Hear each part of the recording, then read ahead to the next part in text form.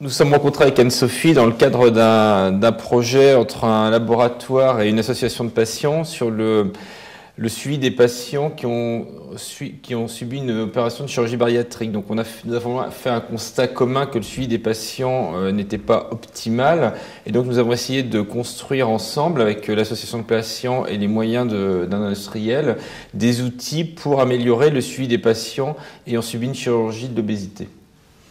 Donc il y a eu une rencontre humaine, donc tout simplement.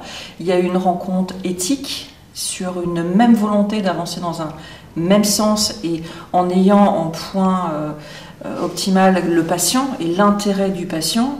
Et là-dessus, effectivement, on pourrait dire un laboratoire qui accepte ce genre de choses. Eh bien oui, en fait. Parce qu'il y a aussi le fait que... nous, en tant qu'association de patients, on veut que le patient soit informé, soit protégé sur ce qu'il va faire. Et finalement, le laboratoire veut exactement la même chose. Parce que s'il y a des choses qui ne retombent pas bien, ça retombe sur tout le monde. Donc là, on était sur la même éthique. Donc les outils qu'on a mis en place, en fait, il y en a 3. Il y a eu des films d'activité physique adaptés pour des personnes à mobilité réduite et ayant un peu plus de mouvement à faire. Donc ça, il y a eu toute une série de films d'activité physique qu'on peut faire chez soi, avec des bouteilles d'eau, avec des manches à balai, enfin des choses complètement simples. Et puis on n'est pas sur le regard d'une salle de sport aussi. Il y a eu, on a mis en place aussi un carnet de bord pour le patient après chirurgie bariatrique pour qu'il puisse noter son traitement, son alimentation, tout ce qu'il ressent, son poids, et pouvoir partager ce carnet de bord avec les professionnels de santé qui vont faire son suivi. Et en plus, dans ce carnet de bord, on a marqué l'humeur des patients. Vous vous sentez comment ?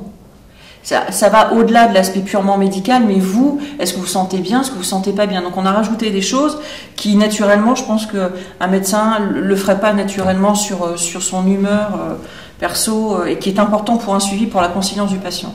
Et le troisième outil, ça a été finalement la brochure patient. La brochure patient, qui est un mode d'emploi, finalement, vulgarisé, avec des informations complètement médicales et vulgarisées sur une prise en charge pré-opératoire, pendant l'opération et post-opératoire, avec toute l'implication que le patient doit avoir sur sa conciliance, sur l'effet direct qu'il va avoir sur l'activité physique, sur son alimentation, sur son stress, sur des symptômes sur lesquels c'est pas grave mais allez consulter, et des symptômes sur lesquels c'est grave, allez consulter tout de suite. Donc voilà, on pose les choses, le graphisme est, je trouve, hyper rigolo, assez drôle. Enfin, il faut déstigmatiser les choses, il faut mettre un peu plus de légèreté sur un sujet complètement lourd. Et que ce ne soit pas du tout anxiogène.